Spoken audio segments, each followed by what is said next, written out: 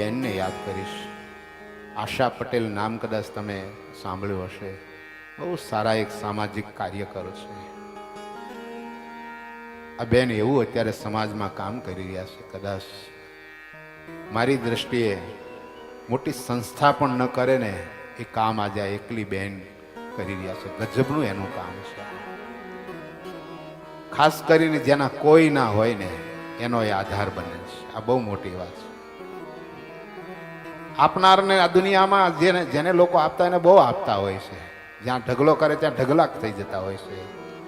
પણ જેનું કોઈ ધ્યાન ન રાખનારા હોય, આવા હાવ નિરાધાર લોકો, અંતરિયાળ વિસ્તારમાં રહેતા હોય એવા લોકોને ત્યાં જઈને ત્યાં જઈને વસ્ત્રાર્થીને વસ્ત્રો આપવા, અન્નાર્થીને અન્ન આપવું, ભોજનાર્થીને ભોજન આપવા.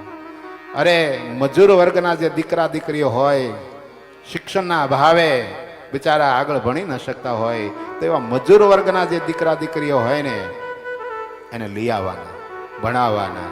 અરે જે વિસ્તારો ને શ્રમ જ્યાં લોકો મજૂર વર્ગ વધારે રહેતો હોય તો ત્યાં જઈને પોતાની સ્કૂલ ખોલે, બધી વ્યવસ્થા કરી આપે અને તમામ લોકોને નિઃશુલ્ક અભ્યાસ કરાવે છે. હોસ્પિટલોની અંદર કોઈ દર્દીઓ હોય અને દવાની જરૂર હોય, એને ફ્રૂટ વિતરણ હોય, હોસ્પિટલમાં એડમિટ કર્યા હોય ને આઉટ ઓફ સ્ટેટના કોઈ આવ્યા હોય, એના હગાવાલા 2-3 જણા રહેતા હોય, એને રહેવાનું જમવાની તકલીફ પડે તો એવા લોકોની વ્યવસ્થા કરી આપે. ટૂંકમાં કોઈની વ્યવસ્થા કોઈ ના કરે ને એવા લોકોની વ્યવસ્થા અમારી આશા પટેલ કરે છે. જબરજસ્ત સદાવ્રત ચલાવે છે. અને હમણાં 18 થી 22 5 દિવસ સુધી એને એક બહુ મોટો સદાવ્રત અન્નક્ષેત્ર ચાલુ કરે છે.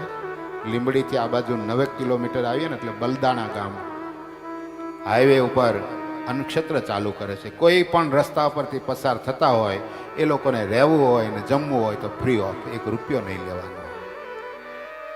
એનું ઉદ્ઘાટન નવાગઢ મંદિરના ગુરુતુલ્ય વયોવૃદ્ધ તપસ્વી વચનસિદ્ધ મહાપુરુષ ધર્મચરણ સ્વામીના અધ્યક્ષ સ્થાને એના આશીર્વાદથી આ સદાવ્રત અન્નક્ષેત્ર એનું ઓપનિંગ આપણા મંદિરના ચેરમેન સ્વામી અને કોઠારી સ્વામીના માર્ગદર્શન પ્રમાણે આવનારી 18 થી 22 5 દિવસ સુધી જાન્યુઆરી બહુ મોટું આ આયોજન.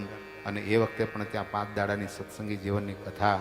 અને એ આશ્રમની અંદર બહુ સરસ મજાની આમ પ્રાચીન પદ્ધતિવાળી એક પર્ણકુટી બનાવી છે મોટો, અને એમાં મહારાજની પ્રતિષ્ઠા કરવાના. આ ભવ્ય સદાવ્રતનું ઉદ્ઘાટન હજારો લોકો આજે એ એમનું જે ટ્રસ્ટ છે, ટ્રસ્ટની અંદર રહીને સેવા કરે છે.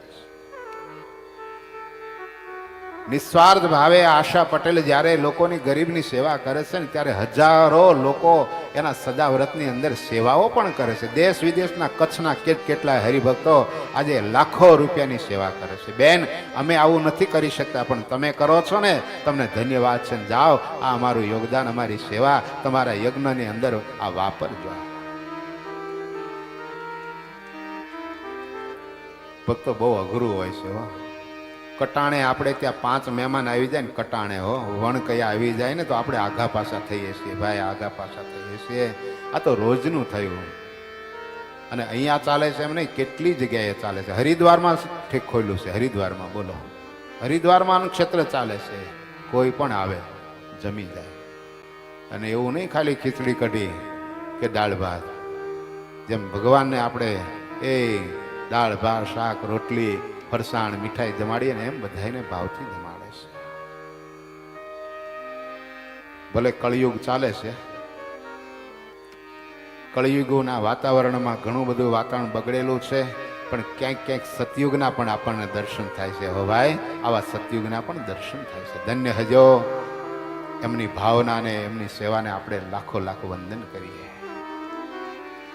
ઠાકોરજીને પ્રાર્થના કરીએ, અમને ભગવાન બહુ શક્તિ આપી છે, હજી ભગવાન શક્તિ આપે અને જરૂરત લોકોની સેવા કરે. કારણ કે દરિદ્ર નારાયણો હરિ. દરિદ્રી જે છે ને, દર્દી અને દરિદ્રી એ નારાયણનું સ્વરૂપ છે. ભાવથી એ સેવા કરે છે, કોઈ અપેક્ષા નહીં, કોઈ આશા નહીં.